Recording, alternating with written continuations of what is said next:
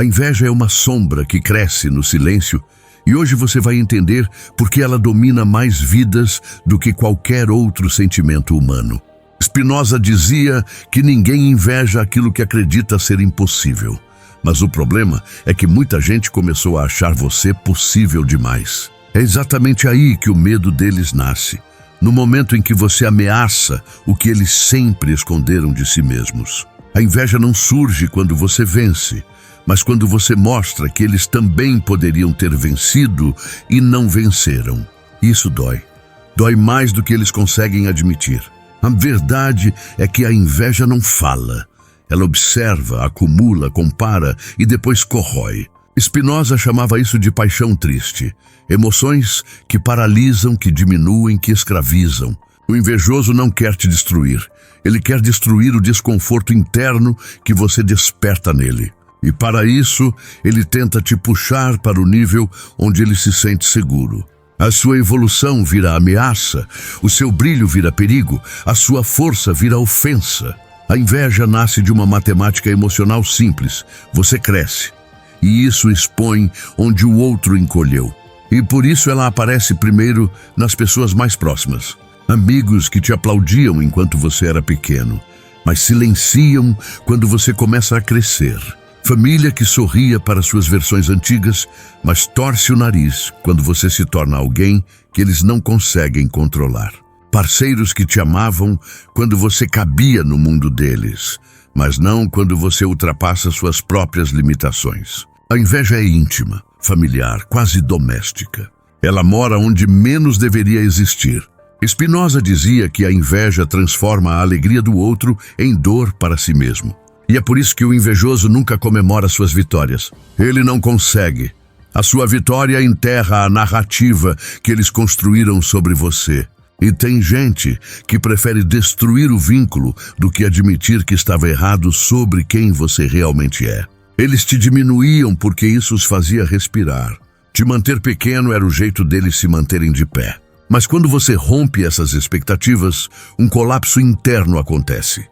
Eles começam a perceber que a própria limitação sempre foi escolha e não destino. Isso é insuportável para quem nunca teve coragem de se mover. A inveja então muda de forma. Vira crítica, vira provocação, vira ironia disfarçada de conselho. Vira silêncio nas suas vitórias e entusiasmo nos seus erros. Vira olhares tortos, comentários secos, energias estranhas. Vira afastamento sem explicação. Vira a tentativa de te puxar para a versão de você que eles conseguem tolerar. Mas aqui vem o ponto que ninguém fala. A inveja teme ação. Spinoza dizia que ação é poder, reação é fraqueza. O invejoso vive reagindo à vida dos outros, enquanto você começa a agir sobre a sua. E isso causa ódio, porque a sua autonomia destrói a desculpa que eles usam para justificar a própria paralisia.